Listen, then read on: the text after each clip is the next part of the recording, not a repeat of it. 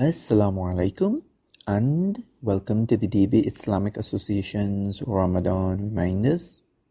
This year we'll be looking at the first major theme, faith versus unbelief, in chapter 2, Surah Baqarah, the chapter of the cow.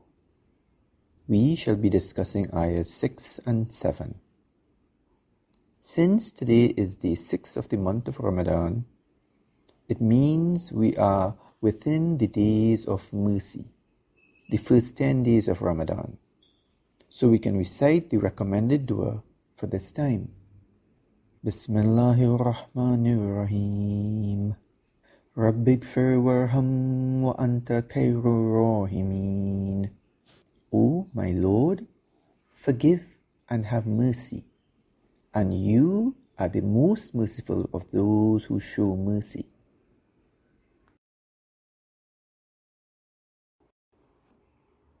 Let's recap that we're in Juz 1, the first Juz, or the first of the 30 parts of Al-Quran. And we're within the first section, faith versus unbelief. And we're finishing the first ruku. So we'll be looking at ayahs 6 and 7. Warning is of no use for those who reject faith. So specifically, Allah is addressing the unbelievers, because they are the ones who reject faith.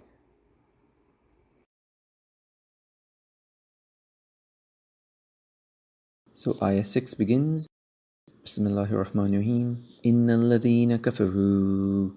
Inna, certainly, definitely, those who are kafirs, those who disbelieve. So here Allah subhanahu wa ta'ala is no longer speaking to the believers.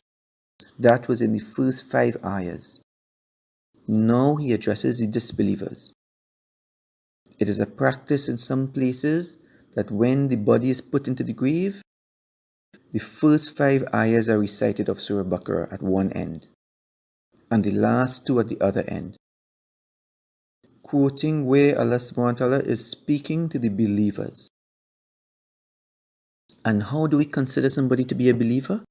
That they believe in the first kalima, La ilaha illallah Muhammadur Rasulullah, that there is no God but Allah, and Muhammad, upon whom he peace, is his servant. If we look at the Quran and where they speak of the people of old, those who came before Muhammad, those who did not have the message of the entire kalima, how were they considered to be Muslims? In order to fall into that category, if they predated him, they would have had to be complete monotheists, believing La ilaha illallah, there is no God but Allah, and be along that path, and that would have sufficed for them to be considered to be Muslims. Now the ayah continues. Not just as Allah says, indeed those who disbelieve, Sawa'un alayhima anzartahum. It is the same for them whether you warn them, am lam tunzirhum, or you do not warn them. Allah speaks about these rebellious people in the same surah later on, where he says, and even if you were to bring to the people of the book all the ayah, all the evidences, the miracles, the signs, the proofs, they would not follow your qibla. And the ayah concludes, La yu'minun. La. No, they will not believe. And Allah subhanahu wa ta'ala says, and for those who turn away in rejection, do not feel sad for them. For he says, your duty is to convey the message, and on us is the reckoning.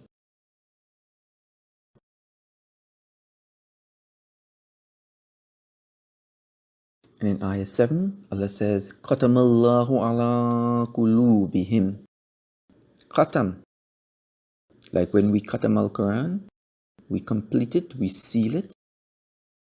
And what is Allah saying? Qatam Allah. Allah has placed a seal, Allah, upon their qulub. Their qalb, their qulub, their hearts. So he's still speaking about the disbelievers.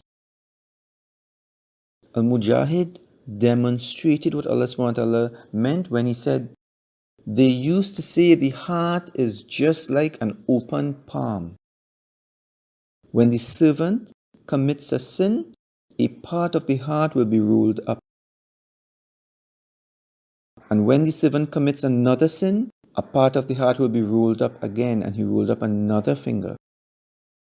And he continued this until he rolled up all his fingers. Then he said, the heart will be sealed.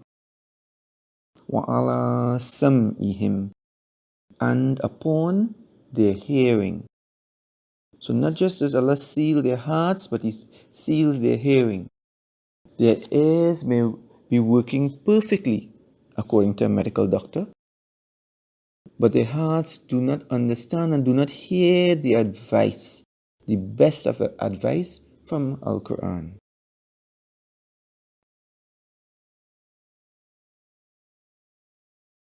وَعَلَىٰ أَبْصَارِهِمْ غِشَاوَةٌ, and وَعَلَىٰ, and over or upon their absorihim, and over their vision is a gishawa.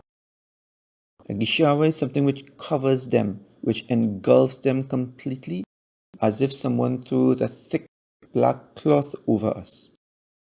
Physically, they may see Allah's might in the creation and the rising of the sun, the beauty of the moon, the environment, the animals, and so many other miracles. Yet they see nothing. وَلَهُمْ عَذَابٌ عَظِيمٌ, and for them, adhab, there is a punishment. And what kind of punishment? Azim, a great punishment. And this is the inevitable reward, as no one can save them, not even the Bashira wa Nazira, the Nabi sallallahu alayhi wasallam. This was one of his names. He was the Bashira, the bringer of good tidings, and the Nazira, the warner. And he got this title after he came back from the Miraj and the Isra, where he saw Jannah. So he was able to bring back the good tidings of what holds for us in the future. And he saw Jahannam, and he was able to warn us of what is there as well.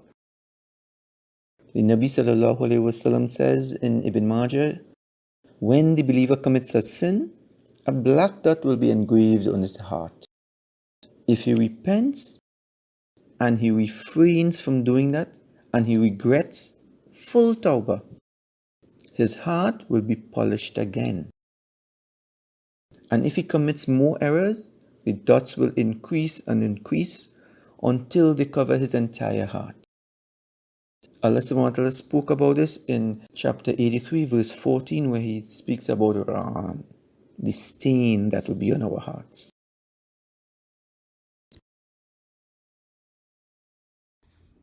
As we have now come to the end of the third part of the explanation on this day 6 of the month of Ramadan, we have completed the first ruku, or first section of the surah, within the theme of faith versus unbelief. In these 6th and 7th ayahs that we did today, Allah was specifically addressing the unbelievers. In part 4, we'll be discussing ayahs 8 to 10. We now end with the dua.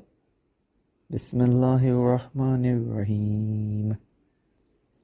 ربنا تقبل منا إنك أنت السميع العليم.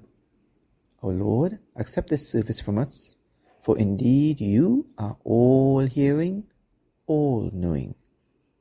Assalamu alaikum